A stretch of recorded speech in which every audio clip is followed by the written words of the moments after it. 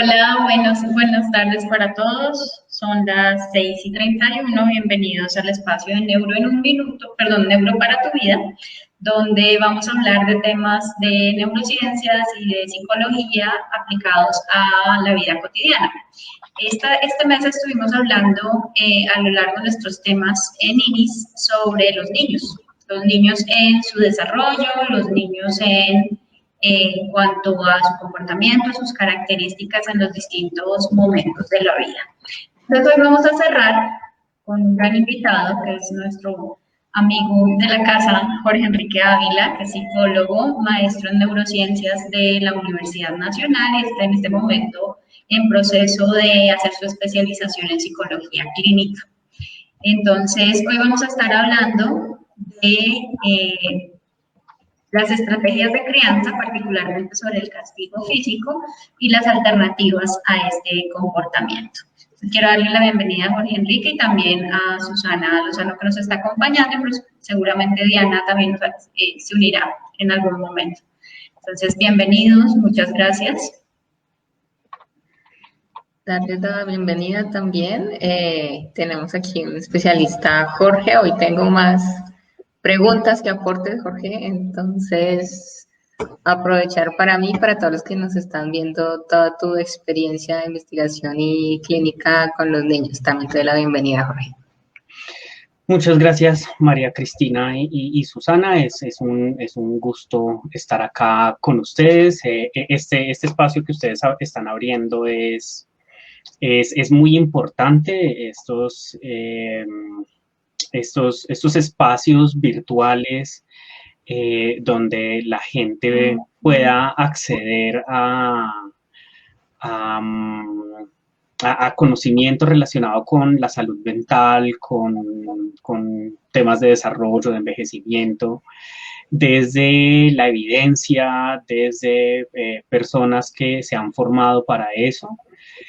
Pues son muy importantes. Internet ahorita está lleno de muchos espacios donde la gente le hablan de salud mental, de qué hacer con su vida, de cómo comportarse, de cómo sentirse mejor, pero pues no siempre son espacios en los que podamos confiar, y pues este espacio, a partir del trabajo que han venido haciendo ustedes también desde su experiencia como investigadoras y como clínicas, pues es muy valioso. Pues ojalá la gente pueda seguirlos teniendo.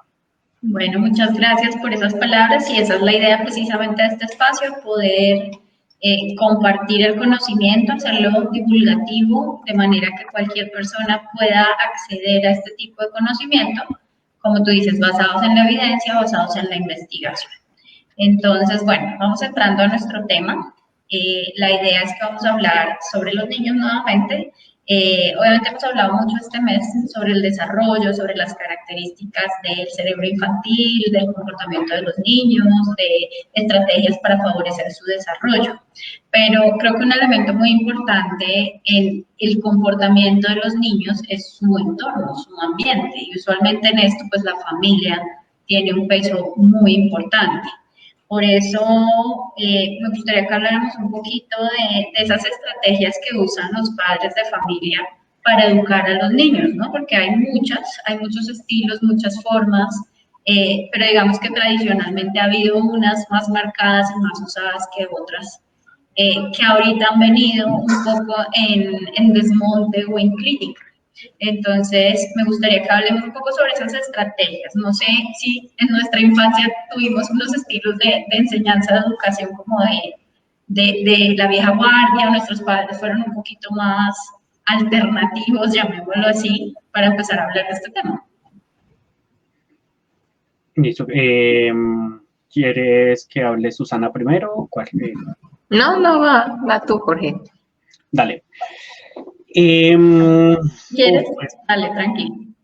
Listo. El tema en Colombia es interesante, porque pues venimos de una cultura donde se ha favorecido la crianza dura, Hizo esta idea que, como tú dices, ha venido cambiando afortunadamente, pero la idea de la crianza recia, la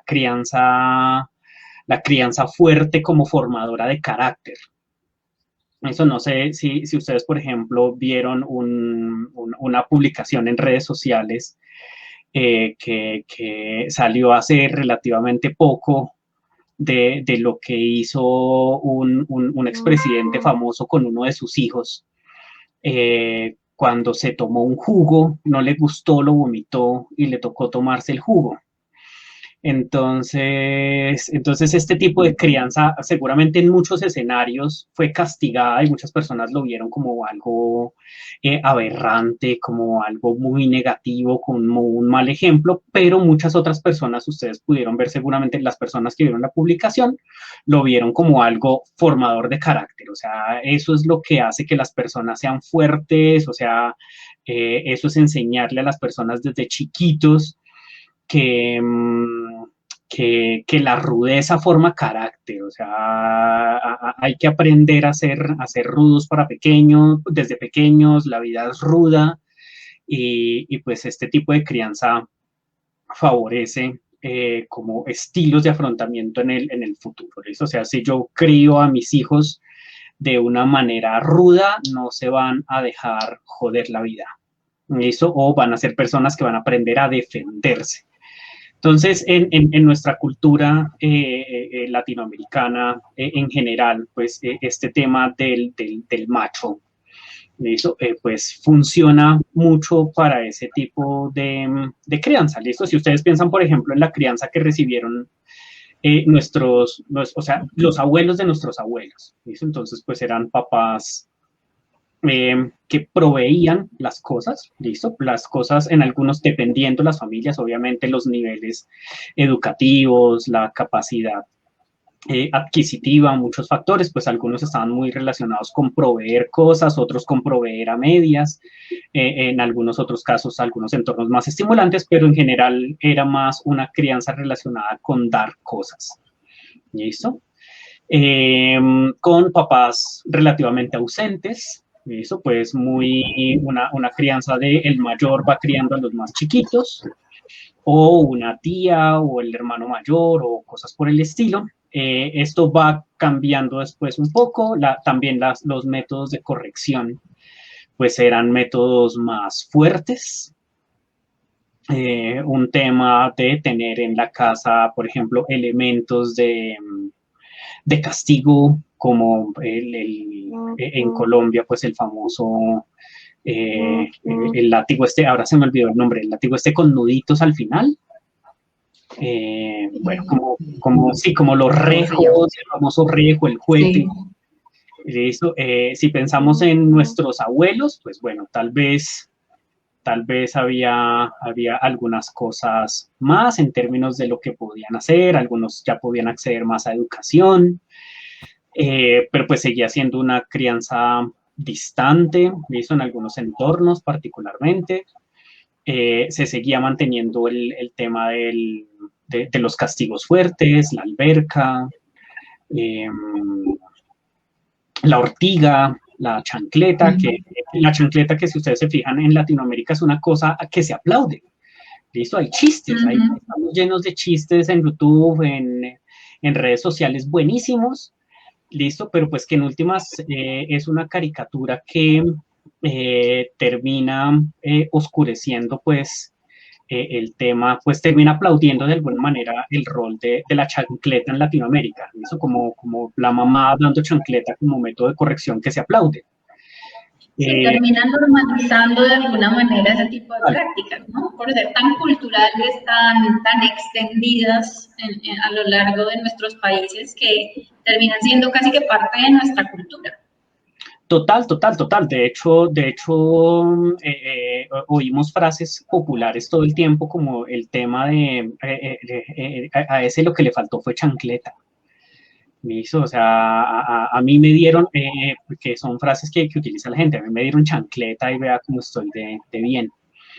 ¿Listo? Sí, Entonces, no estoy traumatizado, dicen. no estoy No estoy traumatizado y me dieron chancleta, rejo, de todo y estoy lo más de bien, ¿no? sí. Entonces, Estoy lo más de bien, pero no puedo expresar mis emociones, pero soy evitativo. Es total. una maravilla.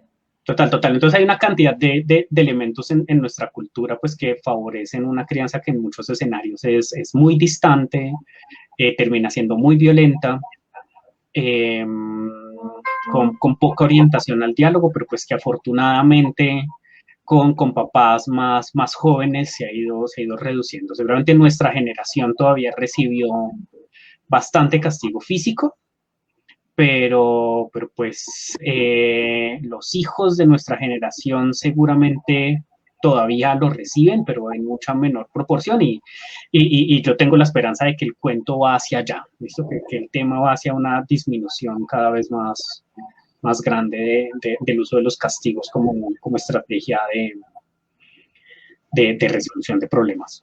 Sí. Y que sería Yo tengo como, o sea, tú lo nombrabas, dale, Susi.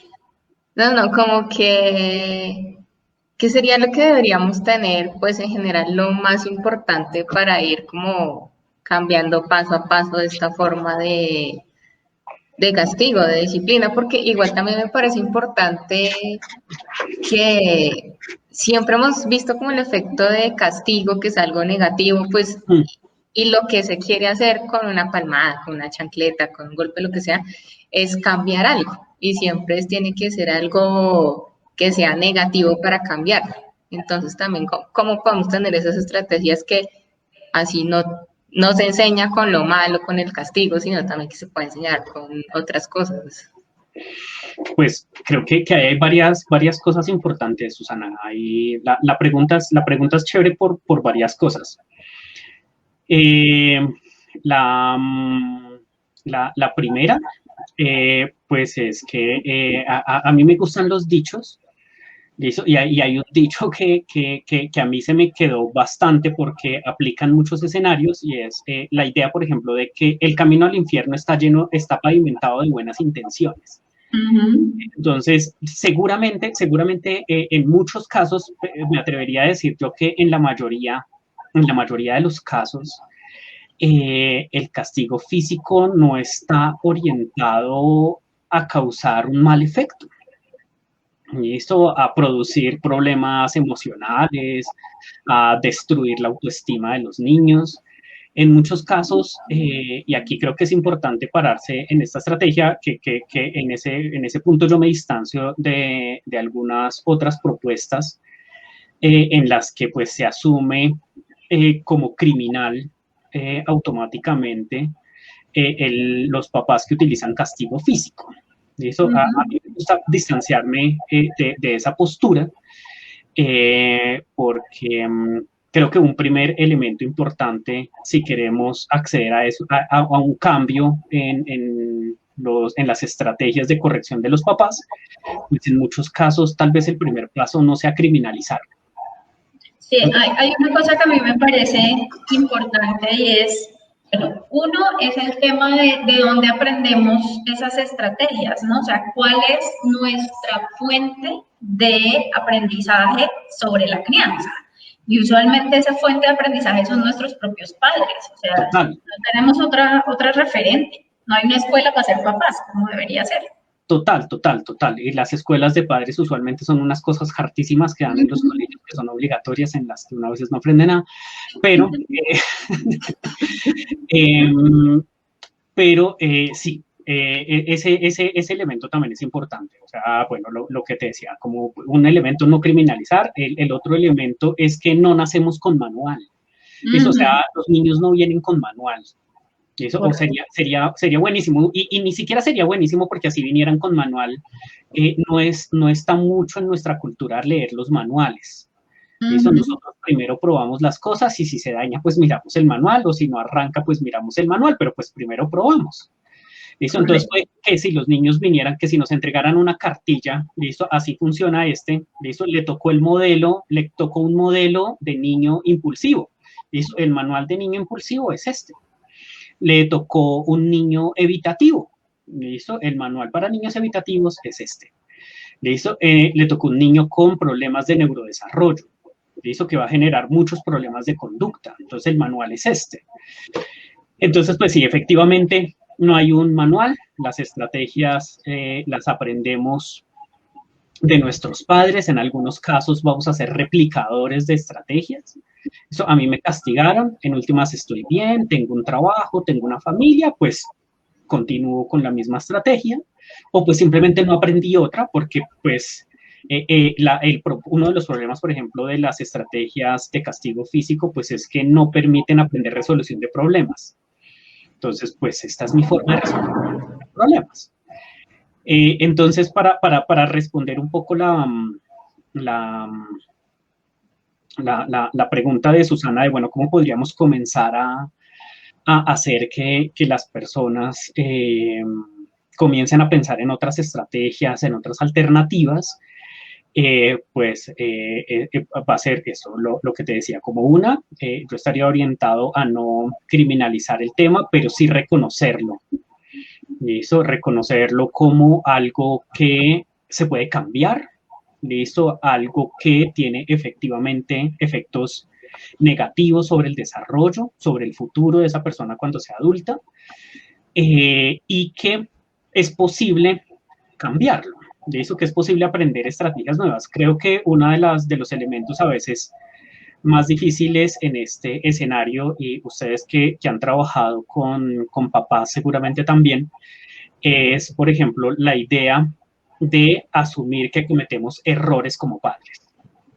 Eso que muchas veces la tarea es difícil, ¿listo? O que nos está quedando grande el tema, ¿listo? Entonces, tal vez es un escenario muy difícil, algunas personas lo van a tomar muy bien, otras personas van a ser muy reactivas al tema de, se está cometiendo errores en la crianza, ¿listo? Entonces, uno de los primeros elementos ahí, Susana, es asumir con tranquilidad, ¿listo? Aceptar que estamos ya en un rol, asumimos un rol de padres, ¿listo? Asumimos ese tema y pues que nuestra meta pues es tener hijos que sean lo más felices posibles en entornos que a veces no lo facilitan, listo, que aprendan a resolver problemas, que tengan algunas orientaciones en su vida, cosas por el estilo, y que ese camino no va a ser fácil, listo, que va a haber peleas, que va a haber pataletas, que va a haber consumo de sustancias, que va a haber novios que no nos gustan, cualquier cantidad de cosas, listo, y eso está ahí, listo. Entonces, un primer elemento que a mí me parece importante es aceptar la tarea, listo, pero que esa tarea va a venir con una serie de dificultades, que a veces va a ser fácil, que a veces va a ser muy satisfactorio, a veces va a ser frustrante, a veces no vamos a saber qué hacer, y podríamos optar por opciones fáciles o pues tratar de buscar alternativas.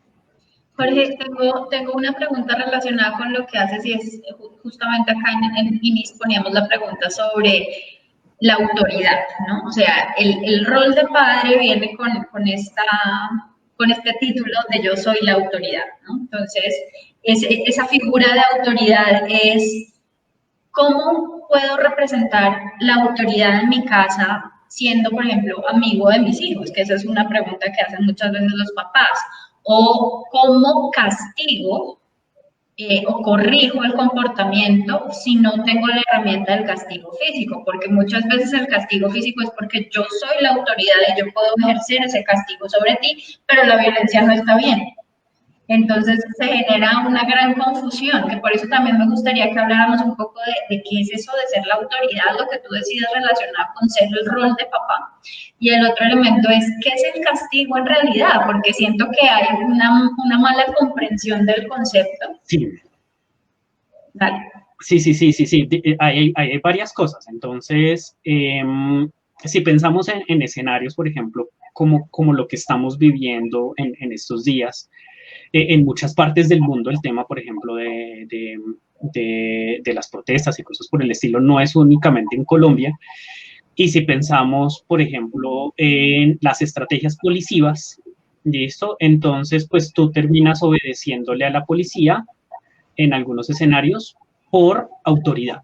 ¿Listo? Por esa autoridad. ¿Listo? Por una autoridad que me puede encarcelar o que me puede poner una multa si salgo fuera del toque de queda, o que me podría golpear si estoy haciendo algo que se considere que no es adecuado en ese momento. Y se asume como una autoridad, pero como una autoridad que realmente no comprendo. ¿Listo? Entonces es una autoridad que se asume de alguna manera no, que se asume por miedo. Entonces, el tema de los papás como autoridad sí debe ser.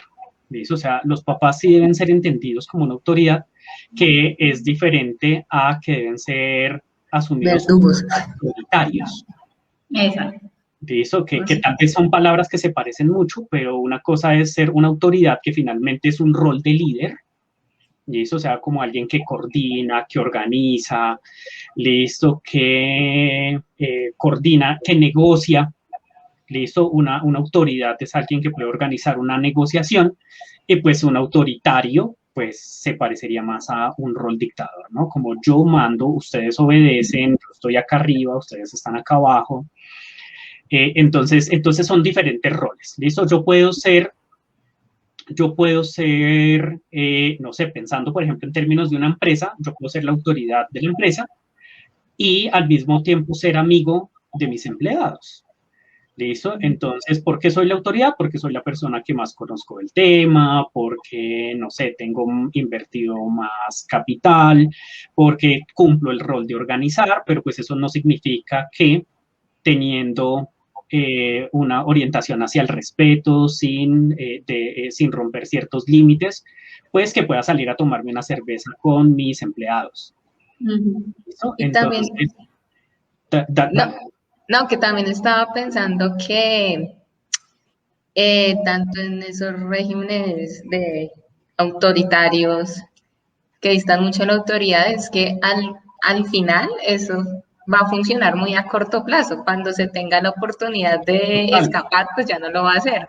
Recuerdo también a amigos, tíos, que decían, pues es relativamente fácil tener estrategias para escapar al castigo, ya me contaban que, yo sé que me pongo 3 pantalones, me pegan, pero pues ya. Entonces, al final, ese cambio va a ser muy a corto plazo, pero para que se mantenga esa autoridad desde pequeños y en la adolescencia que pues hay más dificultades en esos comportamientos, esas reglas para que se mantengan esa parte, sí es mejor tener esa autoridad y ser muy constantes, ¿no? Porque no es ahí, le pegó hoy, pero pues mañana no le pegó.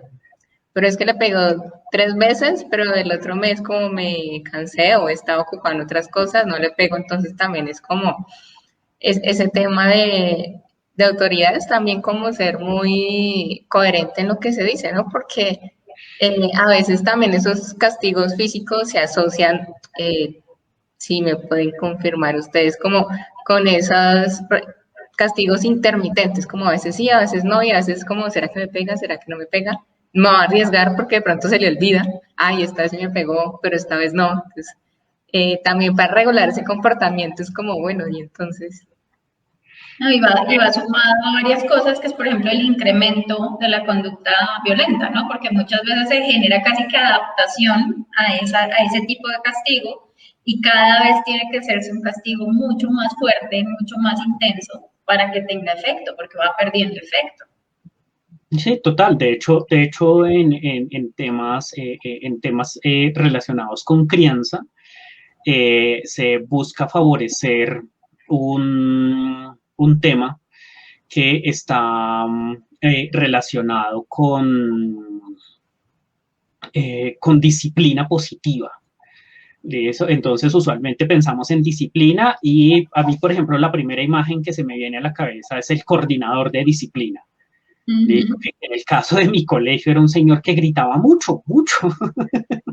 Sí, o sea, de verdad era un señor que se paraba en el segundo piso con un micrófono a gritar estudiantes. Y pues la gente le obedecía pues por miedo. pero el tema de disciplina positiva está muy orientada a un rol de autoridad, listo, pero que es una autoridad democrática, listo, que en algunos momentos se va a tener que imponer, listo, que en algunos momentos puede negociar, pero hay elementos que no son negociables, listo. Entonces, el tema de una disciplina sin castigo físico no implica que yo permita que mis hijos hagan lo que quieran, ¿listo? O que no tenga unas ideas claras, ¿listo? O que no me pueda poner de mal genio, ¿listo? O sea, la disciplina positiva no implica que yo pueda hablar fuerte, ¿listo? Que pueda sentar una posición, que pueda decir que estoy molesto, que esto me incomoda, que esto me molestó, que se rompió un trato, que se rompió un acuerdo, ¿listo? Entonces, no es una disciplina basada en sonrisas solamente. También están las sonrisas en la disciplina positiva, pero también está mostrar las emociones, está mostrar el disgusto. No se trata de ocultar lo que los papás sientan, ¿listo? Ni se trata de no permitir que los hijos sientan, ¿listo? Pero pues está orientada a buscar alternativas, eso que no impliquen golpear o gritar, listo, pero sí en algunos escenarios mostrar, bueno, lo que decía Susana, un poco consistencia, coherencia entre lo que hago y pues en otros escenarios pues mostrar algunos elementos de disgusto o cosas por el estilo que también está bien. Que creo que hay varias cosas, ¿no? Me recuerdo mucho cuando hacíamos talleres de padres en colegios, por ejemplo. El hecho de uno tratar de explicarles cómo corregir un poco el comportamiento sin el castigo físico, y muchas veces le dicen a uno, es que si usted me quita el castigo físico, yo como castigo, o sea, yo como corrijo, como si esa fuera la única opción que hay y la única válida. Y realmente a veces no entienden que muchas veces el castigo físico o el regaño, porque también puede haber este tipo de agresión que no es necesariamente física, el regaño muchas veces lo que hace es mantener un comportamiento en vez de eliminarlo, que es lo que se busca. Sí, eso va a ocurrir muchas veces. En algunos escenarios, por ejemplo, donde hay poca estimulación, listo, a veces hacer algo molesto para que vengan y me griten, pues termina siendo positivo en últimas porque recibo una atención que antes no tenía. El grito, sí. Entonces, muchas veces ese escenario de grito termina favoreciendo que la conducta se siga presentando, o el golpe pierde efectividad, y eso, o se sabe que es algo temporal, pero después vuelvo y hago otra cosa, o finalmente ya no me afecta porque ha ocurrido tantas veces que mi vínculo con esa persona que me golpea frecuentemente está muy fracturado, y pues deja de ser tan importante, ¿listo? Como tal vez fue la primera vez que causó mucho miedo, mucho impacto, pero ya después de que ha ocurrido muchas veces, pues el vínculo se puede romper de maneras muy importantes. Y pierde valor. Y pierde valor. Entonces, pues mirar cómo se pueden dar otras estrategias que permitan entender las consecuencias que tiene mi comportamiento. Que hay una cosa chévere y es el hecho de casi siempre prestamos atenciones a los malos comportamientos, pero usualmente cuando el niño se porta bien o hace lo que esperamos que haga, casi que pasa inadvertido, y por eso muchas veces es el mal comportamiento el que aparece como un llamado de atención a los papás, como de ponme atención de alguna manera, porque llevo lavando la loza, por decir algo, toda la semana y no me dices nada, pero el día que la dejo sin lavar, ese día sí me pones cuidado y me llamas la atención. Sí, tal vez ese es un elemento que nos ha faltado mucho, y también pasa en muchas partes. A veces lo pensamos en entornos laborales. O sea, como llevo todo el año llegando temprano, pues yo sé que está en mi contrato llegar temprano, o sea, no me tienen que dar un premio por eso. Pero pues el único día que llegué tarde, tabla. Sí. Entonces, pues sí está muy como en muchas culturas el tema de no recibir como de alguna manera una retribución por las cosas que hago bien. Entonces, una de las cosas, por ejemplo, que se favorece en estas formas de crianza es, sin que se vuelva algo habitual o artificial y pierda valor, pues el tema de los halagos es importante. Eso El es reconocimiento. Sí. sobre todo muy orientado a temas naturales, ¿listo? Como a temas sociales, de está bien hecho, estoy orgulloso de ti, lo hiciste muy bien, que son cosas que van fomentando temas relacionados con carácter, con personalidad, con autoestima, y pues que no generan, por ejemplo, dependencia de lavé la loza, me dan un helado, lavé la loza, me dan 2.000 pesos. Que eso es algo que le dicen a uno mucho los papás también, ¿no? Como de, que si no le das... es manipular, si no le doy nada, entonces no hace nada. Es el cuento de cuáles son mis responsabilidades como hijo dentro de los roles de la familia y cuáles son mis responsabilidades como padre y qué merezco reconocimiento, en qué cosas son mis obligaciones y tengo que hacerlas. O sea, que todos tenemos tareas en la casa. Sí, también me parece eso importante que dice Cris, es porque también los papás deben reconocer cuál es su participación en ese castigo, ¿no? Porque es que también he visto en consultas que no, es que le pego a este niño porque fuma. Y la respuesta del niño, ay, pero mamá, si usted fuma todos los días, ay, yo sí, pero usted no. Total, Es que usted llega tarde, ay, pero es que usted también llega tarde, no, pero usted sí, pero yo no. Y es como, en todas estas, por chiquitos que sean, es más fácil que aprendan, no sé, a uno le dice así 50 veces no lo haga y uno lo hace mal una vez, esa es la que aprende. Entonces también es como ver esa interacción que se tiene con los padres, porque en mi imaginario está como en ese momento de autoridad, entonces yo como soy la autoridad, solo mi palabra es la que se cumple, pero bueno, o sea, la palabra solo es como un 20%, el otro 80% es, bueno, ¿qué está haciendo usted para total. que el niño haga otra Coherencia, cosa? la coherencia va a ser uno de los elementos más importantes para poder establecerse como autoridad.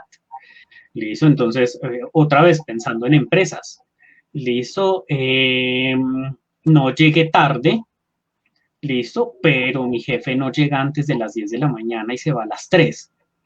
Bueno, pues no puedo decir nada porque es mi jefe, pero pues en últimas estoy asumiendo el rol de llegar temprano y salir a X hora, no porque entienda la regla, porque vea el ejemplo de la persona que reconozco como autoridad, sino porque me van a castigar por no hacerlo.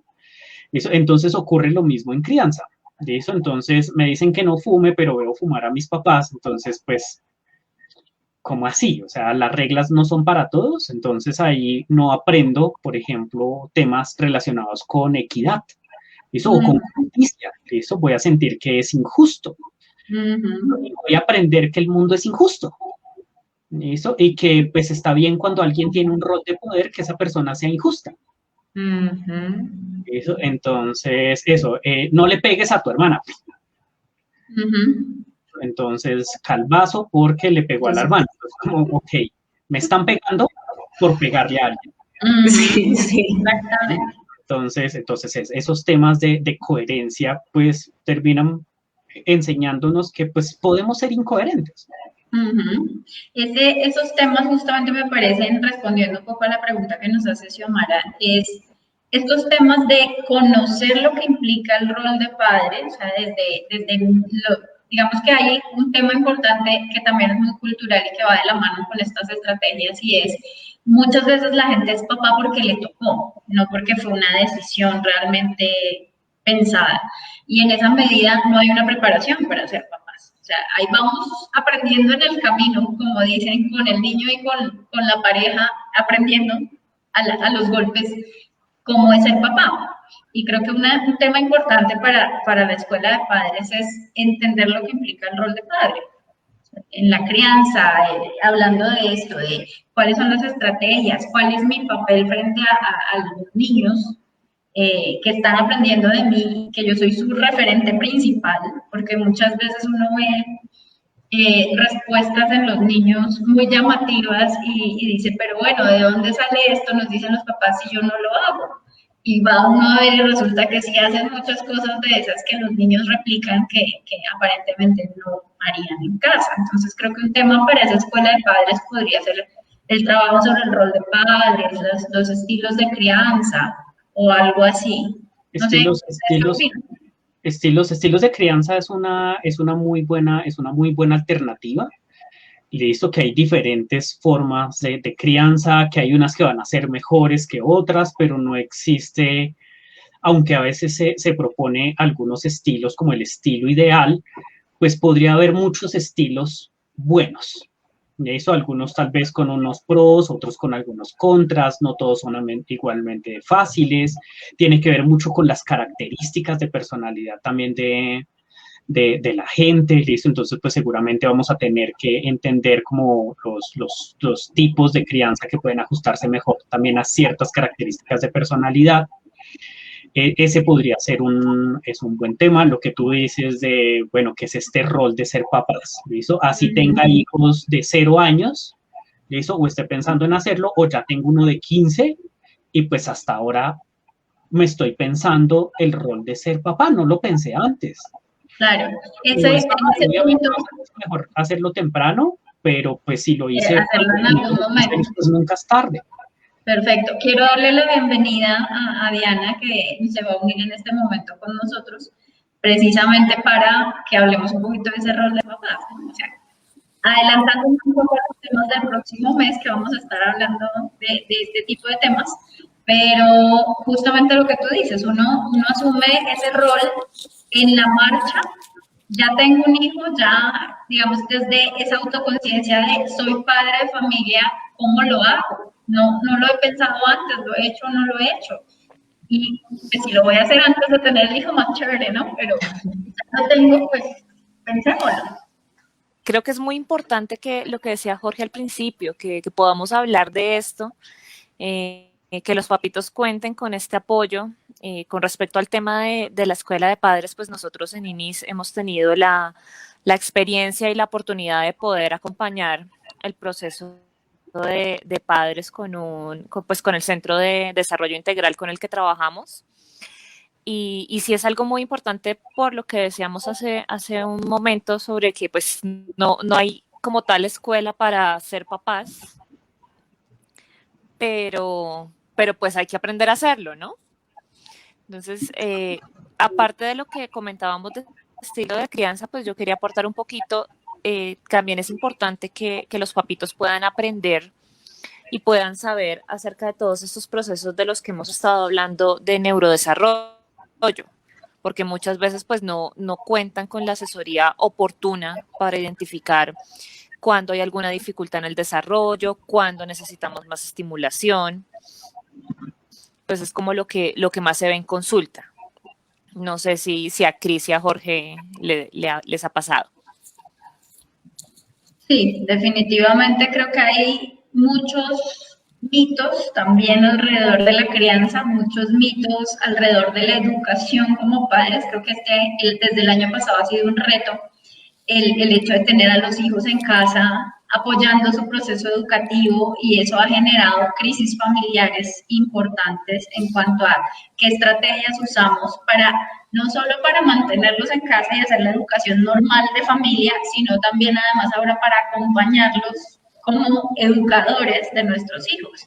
Entonces creo que los papás en este momento están un poquito desbordados de tareas con sus niños, y es una cosa que hay que trabajar y que hay que pensar.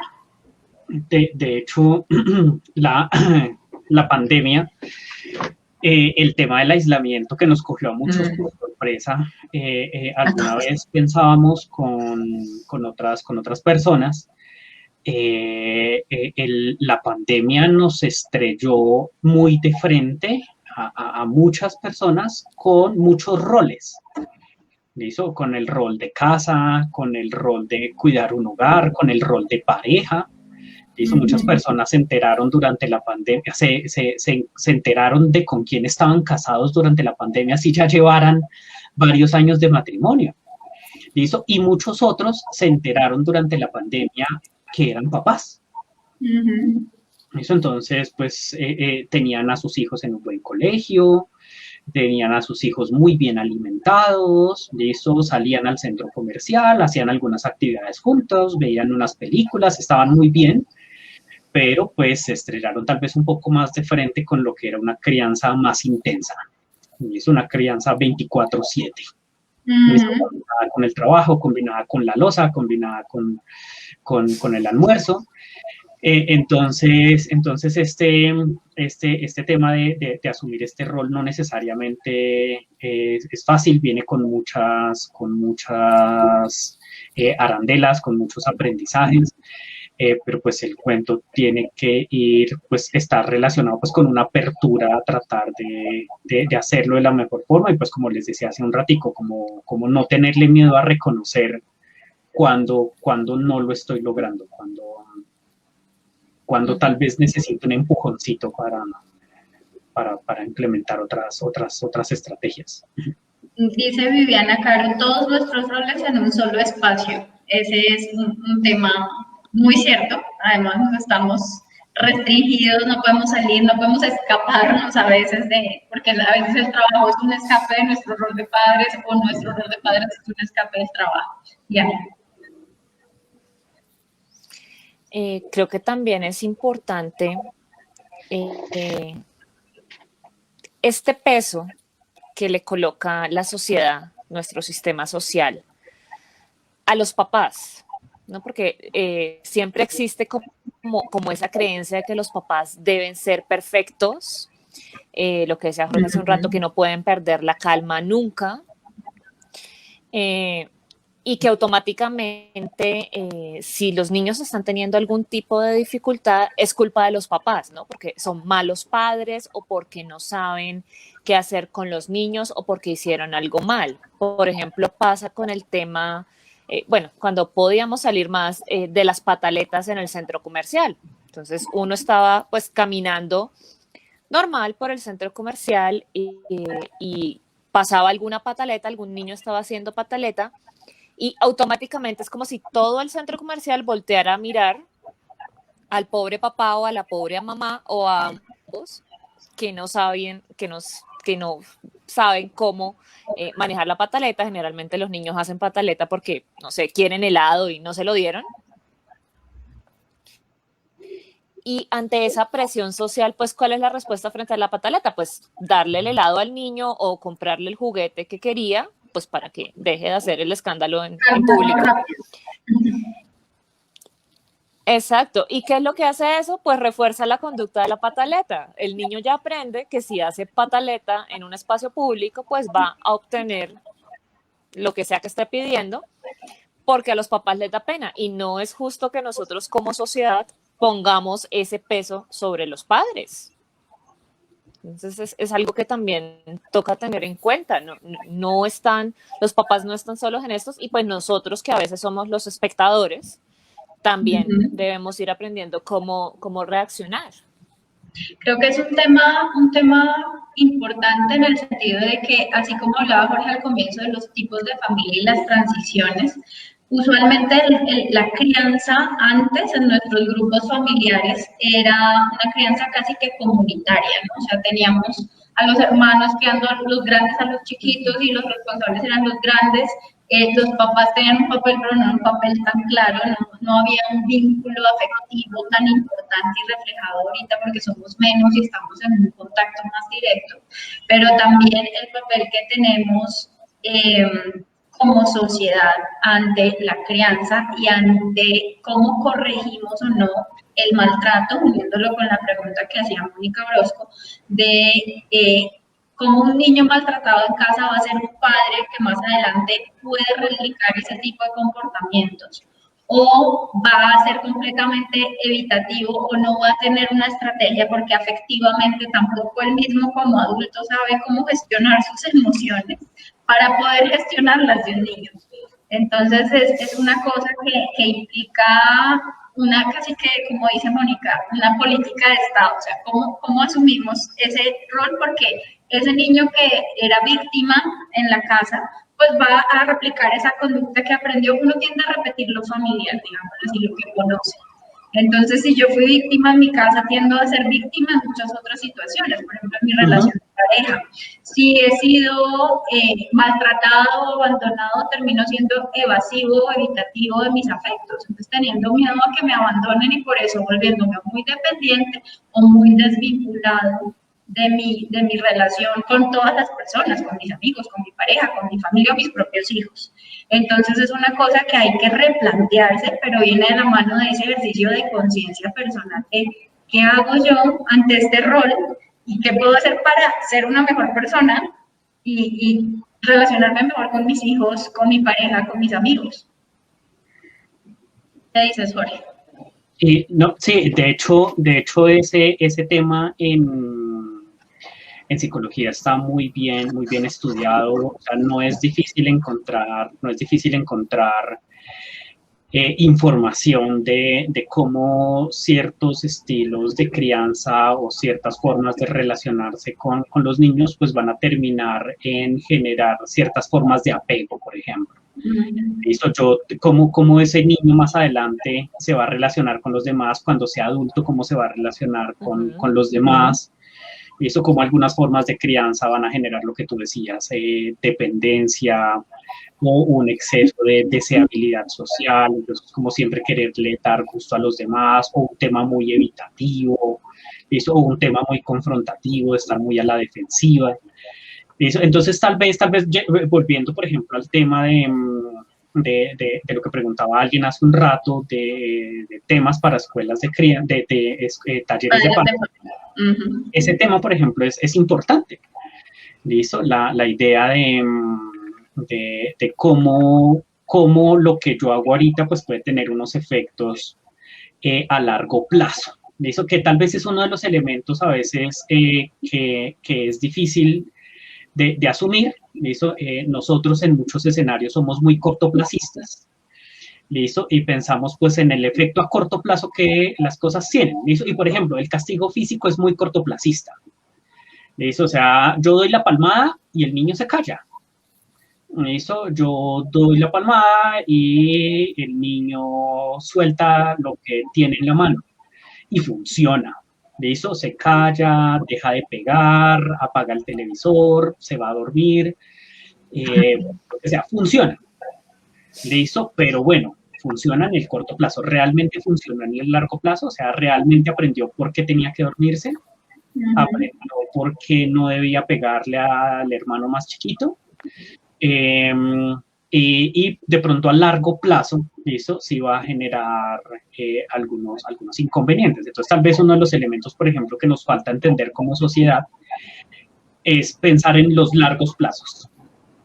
¿Listo? Porque las decisiones que tomamos con nuestros hijos a muy temprana edad no siempre pueden estar orientadas a, pues es que era lo más barato, ¿listo? Pues que igual sabemos que hay condiciones complicadas, que tenemos que entender los contextos, que no estamos en un país que sea necesariamente fácil a nivel laboral, a nivel económico, a nivel de seguridad, ¿listo? Pero que muchas veces algunas decisiones que tomamos por parecer las más fáciles o las más prácticas o las más baratas o las más rápidas en ese momento, pues a largo plazo de pronto no sean tan favorables y terminen siendo incluso más costosas a largo plazo. Y hay una cosa relacionada con lo que dices y también con lo que dice Evelyn Munar, y es el hecho de que los niños en su desarrollo van teniendo cambios en su forma de responder a las situaciones. Entonces, no es lo mismo ejercer un castigo físico en un niño de 3 años a ejercerlo en un adolescente. Las normas no pueden ser las mismas. Y esa es una parte durísima, ¿listo? Y es que así como los médicos tienen que, los profesionales de la salud, los médicos, los psicólogos, bueno, en muchas profesiones, pues toca seguir aprendiendo todo el tiempo, pues como papás también. Eso, muchos papás le tienen terror a la idea de sus hijos adolescentes, pero pues muchos no hacen nada como para prepararse. Bueno, ¿y qué hago cuando llegue allá? Y eso, entonces, ahora tengo un hijo de 5 años y, uy, juepucha, es terrible, yo no me lo imagino cuando tenga 2. Y eso, bueno, pues te quedan 7 años para investigar. Entonces, no es atiborrarse información, no es creer todo lo que salga en YouTube, no es creer como comprarse todos los libros que están en el stand al lado de los chicles y los cábanos, que a veces no son tan buenos. Al lado de la caja, justo haciendo la fila, están estratégicamente. Sí, esos obviamente son los mejores, pero aunque a veces hay unos buenos, pero muchas veces no. Entonces eso, como irse preparando también, como ir buscando asesoría con tiempo, listo, a veces el tema de prevenir algunas situaciones, listo, seguramente muchas de esas situaciones se van a presentar y no vamos a poder evitarlas, ojalá pudiéramos evitarlas, listo, y ese ojalá es un ojalá entre comillas, listo, a veces esas experiencias también son importantes. Nosotros pasamos por ahí. Seguramente nos castigaron por algunas cosas, pero también podríamos pensar, bueno, y si no lo hubiera vivido, ¿qué sería de mí ahorita? Que va de la mano con algo y es también nos pasamos al otro extremo, ¿no? O sea, o tenemos castigo físico o los niños son pequeños tiranos, como los llaman en algunas publicaciones, donde el rey de la casa es el niño y el niño es el que dice lo que se hace, lo que se come, lo que se compra, o sea. Y como no lo podemos castigar, pues más o menos el niño es el que decide en la familia y de ahí en adelante empiezan a haber una bola de nieve de niños que llegan a la adolescencia y nunca han tenido una frustración y algo pasa y entran en crisis emocional muy fuerte. Que son otras formas de negligencia en últimas. Pues sí, es una negligencia que en últimas está llena de buenas intenciones. Yo no voy a pegar, yo no voy a gritar, eso, pero pues pierdo mi rol de autoridad. Sí, porque la ausencia también está considerada y la negligencia como, de hecho, está estipulada en la legislación como maltrato físico. O sea, no en la legislación colombiana, que está basada pues, en lo que menciona la UNICEF, que la negligencia, el no hacer también es maltrato físico y es cuando llegan, ¿no?, como esas preguntas, pero es que le di de todo y ¿por qué es así? Si nunca le dije que no, y ahí vas como esos memes y esos chistes, pues bueno, eso le faltó, el no. Eso es un atributo central también en la crianza. Eso, dar absolutamente todo, pues también no facilita estrategias de resolución de problemas, no favorece la negociación, no favorece la resiliencia. ¿Listo? Que le digan a uno que no es muy frustrante, pero pues muchas veces en la vida nos van a decir que no. ¿Listo? Entonces, si toda la vida nos dijeron que sí a todo, pues el día que en el trabajo nos digan no te contratamos, pues me destruyo. ¿Listo? O el día que me digan no te quiero más. ¿Listo? Entonces esas pequeñas frustraciones, obviamente orientadas, listo, entendiendo por qué no, porque no siempre se puede, porque no siempre es favorable, pues nos van a permitir también a veces entender pues que a veces no el mundo no es como queramos siempre, pues que hay formas de enfrentarlo. Entonces, eso también es necesario en una crianza, pues tratando de que sea lo más positivo posible.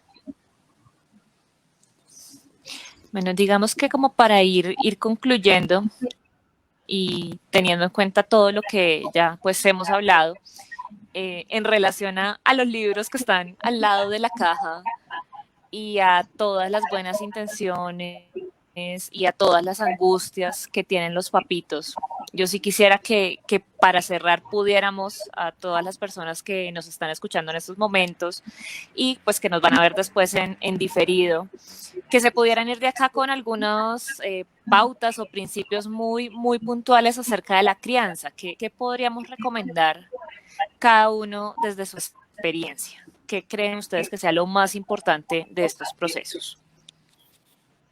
Bueno, si quieren, o sea, para mí algo que siempre ha sido absolutamente importante y es algo que les digo mucho a los papás es la consistencia, o sea, ser consistentes. Tener claras qué cosas son permitidas y qué cosas no son permitidas, qué cosas son negociables y qué cosas no son negociables. Hay cosas que te van a poner en riesgo, no son negociables. Hay cosas que podemos mirar, que pueden ser una opción en un momento y en otro no. Esas podemos modificarlas, pero hay cosas que se aceptan o no se aceptan en la casa, como esas normas que toda casa tiene, pero que muchas veces son muy implícitas, no son claras. Pero muchas veces los papás corrigen o castigan un comportamiento cuando ocurre en una situación en particular y en otras no. Y eso genera confusión y eso genera inestabilidad. Entonces los niños necesitan saber cuándo comportarse de una manera, cuál es el comportamiento esperable en un contexto en particular, en una situación en particular. Por ejemplo, yo les digo a los papás el ejemplo de, es esperable que el niño en el parque del colegio jugando grite, lee, juegue, es esperable que eso pase, pero no que lo haga dentro del salón de clases. Entonces, es enseñarle al niño a través de esa consistencia a saber discriminar cuándo puede comportarse o demostrar un comportamiento. Por ejemplo, la agresividad puede ser útil. Si me van a atacar, yo tengo que defenderme. Entonces, si a mí me han castigado todo el tiempo el ser agresivo y llegan a atacarme, no voy a tener medios para defenderme. Pero si yo muevo esa agresividad, por ejemplo, en un entorno de competitividad, a través de un deporte, a través de otra estrategia, pues el niño puede tenerla en su repertorio de comportamientos, siendo adaptativo y facilitándole a él tener las estrategias para afrontarlo. ¿Quieres, Jorge? Varias cosas. Creo que tal vez uno de los elementos que es importante, yo lo pienso mucho, por ejemplo, a veces en los escenarios de niños con trastornos importantes, trastornos del neurodesarrollo importantes. A veces esto puede sonar muy duro, ¿listo? Y tal vez sea una frase a veces difícil de entender, pero en la crianza, una de las cosas que debemos entender es que la crianza, cuando somos padres, la crianza no es nuestro único objetivo en la vida. Y eso es sano para la crianza. ¿Listo? Y es que como papás también es importante que tengamos, por ejemplo, espacios personales, espacios de desarrollo, espacios de recreación, espacios de aprendizaje. ¿Listo? Y seguramente si yo me siento bien conmigo mismo, incluso espacios de terapia. ¿Listo? Como papás también es importante que si vemos que hay algo que nos está desbordando, que hay situaciones que nos están desbordando, que hay algo en la pareja que no funciona y que muchas veces eso va a terminar en desbordándome con una pataleta. ¿Listo? Entonces estoy cargado con el trabajo, estoy cargado con la pareja, esto no está funcionando, llega mi hijo y grita y pues yo le respondo con otro grito, pues probablemente sea una respuesta a muchos elementos que están funcionando mal en mi vida. Entonces en la crianza también es importante tratar de estar sanos. ¿Eso? O sea, fíjense por ejemplo lo que pasa con los aviones, el letrerito este del avión de si usted tiene una persona a su cuidado, ¿listo? Y tiene que ponerle oxígeno, pues póngaselo usted primero, porque es que si usted no se lo pone primero, pues se va a desmayar y no va a poder ayudar a su hijo que va a necesitar ese oxígeno.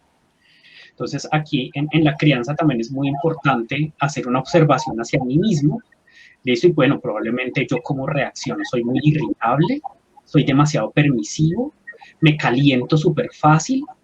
Entonces, si yo hago como una observación de cómo soy yo como persona, pues seguramente también con el tiempo pues voy a tener más herramientas, listo, para saber en algún momento, por ejemplo, cuándo tengo que respirar, cuándo mejor no digo nada ahorita y de alguna manera castigo después. Listo, sin perder como la consistencia y sin perder pues los tiempos importantes para que se entienda por qué quiero hacer algo. Entonces creo que ese es un elemento muy importante y pues estar dispuestos a aprender, ¿listo? O sea, tener una posición de cosas que no me las sé y pues voy a buscar ayuda y pues voy a buscar información. Esa sería como mi recomendación muy general. Susana, Susi. No, pues aprendí de ustedes también escuchándolos mucho. En general es esto, es el aprendizaje de ser padres, de lo bonito, de los retos, de que es un proceso, que nos han vendido la idea de que todo es felicidad, es como marketing, que no, pues es que hay que ser papá, hay que ser estudiante, hay que ser amigo, hay que ser pareja, hay que ser de todo, como lo decía Jorge. Entonces vamos por eso y agradecerle a Jorge esta charla que fue muy productiva, y pues quedará también para que la consulten y que nos sigan dando preguntas. Y a mí me gustaría agregar no nos volvemos papás cuando parimos el hijo, o sea, no ese es el momento. Vamos volviéndonos padres en la medida en que vamos creciendo con ellos y siendo autoconscientes de qué podemos dar y cómo podemos darlo y de cómo podemos mejorar cada día, siendo una experiencia mejor para ambos, para el padre, para el hijo y para toda la familia. Eso sí, muy de acuerdo con lo que han dicho los tres. Ser papá se aprende, es un rol, no es el único rol de la vida, pero sí es un rol que desde que son papás, pues se va a seguir desarrollando. Entonces, como tal, hay que prepararnos para el mismo, durante el mismo, a través del tiempo, tener muy en cuenta las expectativas, tanto las que ponemos en nosotros mismos como padres, como las que ponemos en nuestros niños. Y aludiendo un poquito al título del en vivo, pensar en los niños. A veces no es tanto pensar en lo que nosotros queremos de nuestros niños, sino, como decía Jorge, en el largo plazo de ellos y no olvidar que la meta es que sean niños felices. Bueno, muchas gracias a todos, como ya lo dijo Susana, muchas gracias Jorge por acompañarnos hoy, creo que ha sido muy provechoso, creo que, como tú decías, este espacio es precisamente para la gente, para que todos lo entendamos y tengamos al alcance. Todo esto que hemos dicho está basado en algo, en investigaciones, en proyectos, en modelos teóricos que están siendo aplicados. Muchas veces no llegan a la gente que realmente lo necesita. Y como decía Jorge, consulten, pregunten.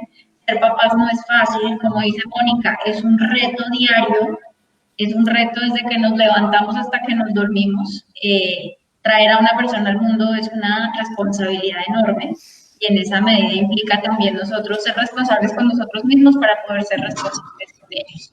Entonces, muchas gracias por su atención, su compañía. Esperamos verlo el próximo mes.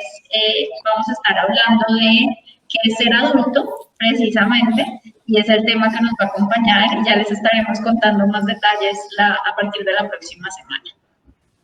Muchas gracias por la invitación. Acá espero acompañarlas más veces. Claro que sí. Bueno, gracias a todos. Gracias. Muchas gracias a todos. Buenas noches.